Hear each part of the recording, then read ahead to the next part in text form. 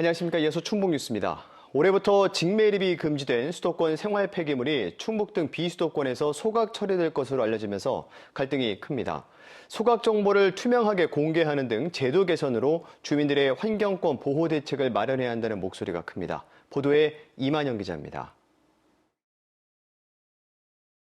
전국 민간 소각 용량의 17.3%를 처리하는 청주시.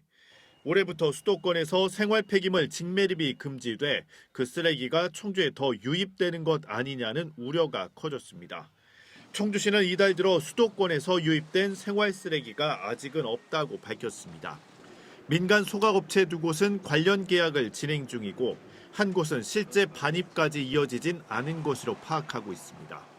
올해 계약 물량도 충북 근처 다른 시군보다 많지 않은 규모라고 밝혔습니다.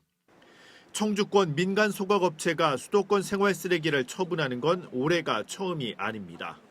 2024년엔 14,100여 톤, 지난해엔 8,100여 톤을 소각했고 현재까지 파악된 올해 물량은 지난해 소각 총량의 2.9%인 6,700톤 규모입니다. 청주시는 민간에 허가한 소각 용량에는 변화가 없어 대대적인 반입은 없을 거라 전망하면서도 업계의 추이를 주시하고 있습니다. 수도권 폐기물을 더 많이 반입을 받아가지고 처리를 하고 싶다 하더라도 허가 용량은 딱 정해져 있다 보니 그 이상은 어쨌든 소각을 할 수 없어서. 환경단체는 반대의 목소리를 강하게 내대 차분한 대응을 강조하고 있습니다. 일단 발생지 책임 원칙과 폐기물 반입 협력금 민간 확대, 추가 소각 허용 조항 삭제 등 관련법 개정이 시급하다는 입장입니다. 어느 지역에서 온 생활 폐기물인지에 대한 정보가 정확하게 공개될 수 있고 그걸 누구나 쉽게 그것을 볼 수 있어야 한다. 이와 함께 민간 소각장에 대한 정보 접근성 완화, 폐기물 감축과 재활용 정책 강화 등 자원순환 정책 전반을 보완하는 계기로 삼아야 한다고도 강조합니다. KBS 뉴스 이만영입니다.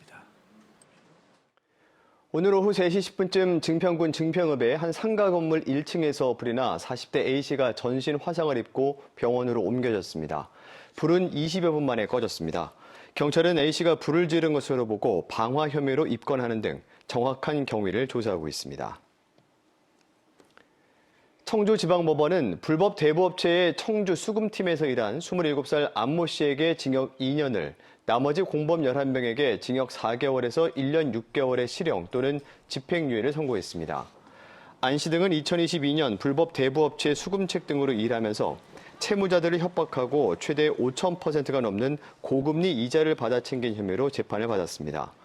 이들이 소속된 대부업체는 채무자가 돈을 갚지 못하면 가족 등에게도 연락해 빚 독촉을 한 것으로 조사됐습니다. 충주경찰서는 집에 강도가 든 것처럼 자작극을 꾸민 50대 A씨를 위계 공무집행 방해 혐의로 불구속 입건했습니다. A씨는 지난 1일 집에서 남편 저금통에 있던 30만 원을 훔쳐 자녀에게 송금하기 위해 남편에게 강도가 들었다고 속이고 남편의 신고로 출동한 경찰에게도 허위 진술한 혐의를 받고 있습니다. 충청북도가 올해 인력난을 겪는 농가 2천여 곳에 외국인 계절 근로자 6,200여 명을 배치합니다. 이는 지난해보다 지원 대상 농가 수는 500여 곳, 계절 근로자는 27.6%인 1,800여 명이 늘어난 것입니다.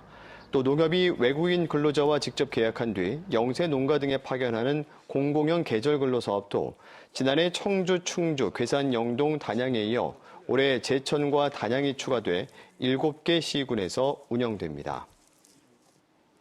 충청북도가 올해 여성 인턴제 참가자 45명을 모집합니다. 대상은 경력이 끊겼거나 취업하지 못한 여성으로 노인장애인 복지, 문화기획 관련 업무 등을 맡게 됩니다.